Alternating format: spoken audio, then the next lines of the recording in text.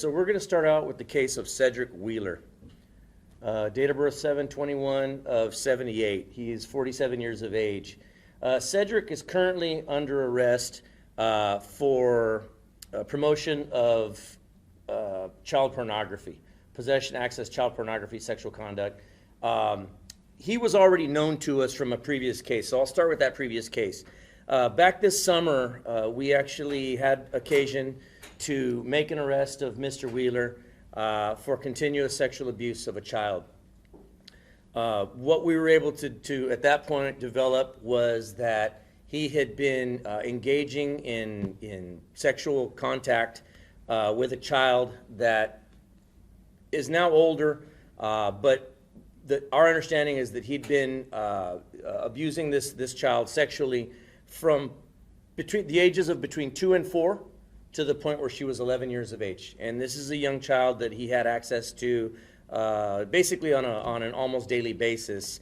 And so that child was removed from that situation. He was placed under arrest, and he is currently out on bond for that case.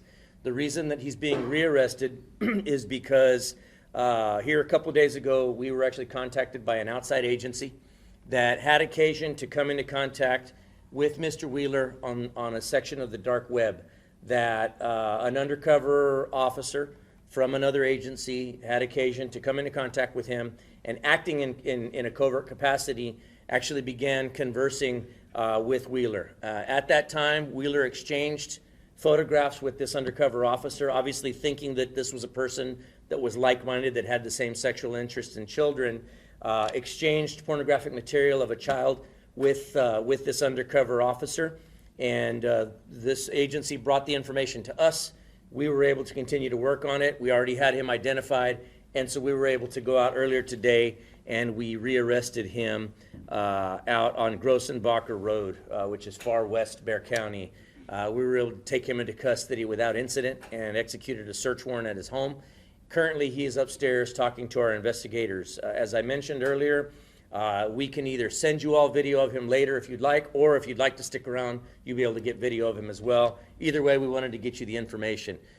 Esta tarde nosotros arrestamos a este sospechoso Cedric Wheeler por intercambiar fotografías pornográficas de un niño, un menor de edad, que nosotros ya conocíamos a Wheeler. Hace unos cuantos meses nosotros lo arrestamos por abuso continuo por un niño, una niña menor de edad, que se aparenta que él ha estado abusando sexualmente de esta niña entre las edades de 2 y 4 años hasta que la niña tenía aproximadamente 11 años de edad. Ya cuando nosotros nos dimos cuenta de ese caso, nosotros sacamos la niña de esa situación donde ya él no podía tener acceso a ella. Ella está segura ahorita. Ya él lo arrestamos, se salió en fianza, pero ya hace unos cuantos días una agencia fuera de esta nos contactó que ellos tenían información que uno de sus oficiales de esa agencia estaban trabajando encubierto en el internet. Ellos tuvieron oportunidad de hablar con Wheeler, y el oficial, por medio de su papel de encubierto, logró hablar con Wheeler, y Wheeler, obviamente pensando que estaba hablando con alguien con las mismas intereses sexuales que él, le mandó pornografía de una niña al oficial encubierto. Ya nosotros con esa información, esta tarde nosotros ejecutamos una orden de arresto para Wheeler y también orden de cateo en su apartamento. Ahorita estamos revisando la evidencia y ahorita están hablando con él arriba, pero él se va a enfrentar con este cargo nuevo, y pues ojalá vamos a ver qué más nos llega de este caso. Any questions on Wheeler before we move on to the next two cases? Sure. Well, obviously, there's two different violations. There's simple promotion or simple possession of pornography, which obviously is a bad enough charge. But then sharing that, you're now promoting that same. So we're looking at two separate charges, basically the same piece of evidence, but possessing it is one thing, sharing it with another person is another. In these areas of the dark web, and of course I'm not telling y'all anything you don't already know from these cases before, but in these areas of the dark web, these suspects, they trust each other. And this is a lifestyle for them. They immerse themselves in this lifestyle, and they trade this information with each other. They discuss their exploits, if you can call them that, with each other. I'll be honest with you, I was reading parts of this affidavit this morning, and I couldn't even finish reading what I was reading. It's pretty graphic, pretty disgusting stuff, knowing that this is an actual real child that this person is not just imagining. He did these things, and he's talking about doing these things in graphic detail. And it's heartbreaking to know. I'm glad in this instance that this little girl is safe and sound. But again, there's always the possibility that there's other victims out there. So we're asking anybody with information on anything involving this suspect to please give us a call, 210-335-6000. You can also email us at bcsotips@bear.org. Was the child known to the victim though in the video that he was showing? In Spanish?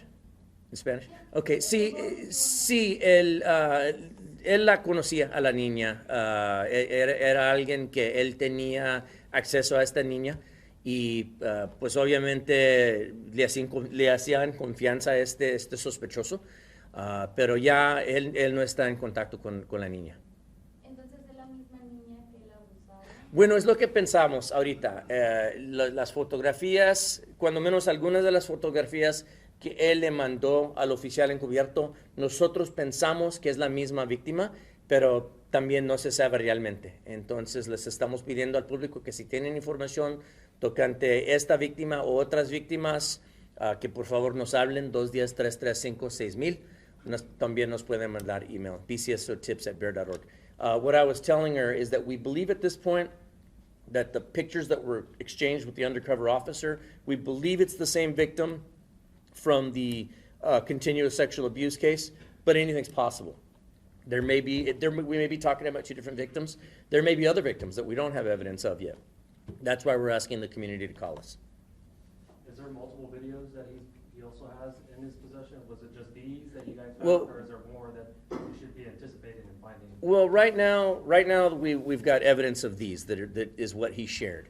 But obviously, anytime we execute a warrant, and I was actually there for the warrant execution, it's all about gathering all the evidence that we can, and then later we review that evidence. So it would not surprise me to find additional evidence of other victims in that stuff once we start processing all that evidence.